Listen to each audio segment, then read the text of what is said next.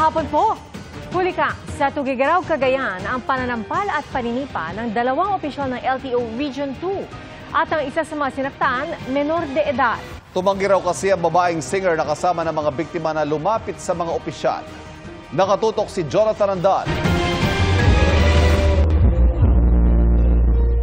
Sa gitna ng pagtitipon sa Tugigaraw, Cagayan, makikita sa cellphone video na ito na naka-upload sa Facebook page ng Cagayan Public Information Office ang dalawang lalaking kausap ang isa pang lalaking nakaupo nang biglang sinapak at tinadyakan ng dalawang lalaki ang lalaking nakaupo.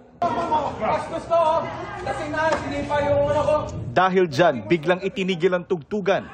Tumutugtog kami sir, respeto lang kailangan naman namin. Sa kuha ng CCTV, makikita ang isang babaeng tila umawat at nahila ang buhok. Ayon sa mga saksi, ang biktima, 15 anyos na menor de edad, nasaktan din daw ang isa pang lalaking katabi niya na hindi na nakita sa video. Ang mga lalaking nanakit tinukoy ng Cagayan Public Information Office na mga opisyal ng Land Transportation Office Region 2. Ang nakauputi, si Assistant Regional Director Manuel Baricawa at ang nakaasul ay si Chief Enforcer Charles Ursulum. Ayon sa mga saksi, gusto raw palapitin ng isa sa mga opisyal ang isa sa mga singer pero tumanggi raw ito at saka sinaktan ang mga kasamahan. Sinuspindi na ng LTO si Baricawa na standard operating procedure ng ahensya para matiyak ang maayos at patas na proseso habang isinasagawa ang investigasyon. Utos ni DOTR Secretary Vince Dizon, tanggalin na sa pwesto sina Baricawa at Ursulum. Nag-order na ako ng immediate relief nitong ARD na to sa Cagayan.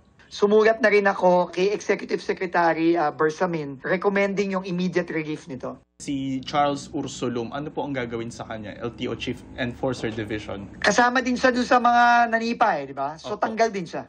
Dalawa po sila na pinatanggal. Tanggal sila pareho. Lahat ng involved tanggal. Patuloy raw na kumakalap ng impormasyon ng DOTR. Yan yung mga sinasabi kong hindi na kailangan ng investigasyon.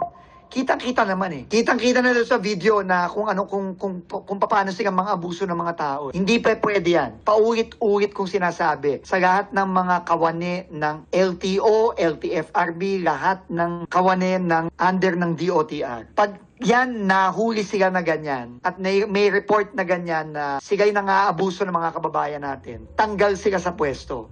Nakipag-ugnayan na raw ang DOTR at LTRO Central sa dalawang biktima at tutulungan daw nila ang mga ito kung gusto nila maghain ng kaso. Sinusubukan din makipag-ugnayan ng GMA Integrated News sa mga biktima. Sinubukan namin kunan ng pahayag sina Baricawa at Ursulum pero tumanggi silang magbigay ng pahayag. Para sa GMA Integrated News, Jonathan Andal, nakatutok, 24 oras.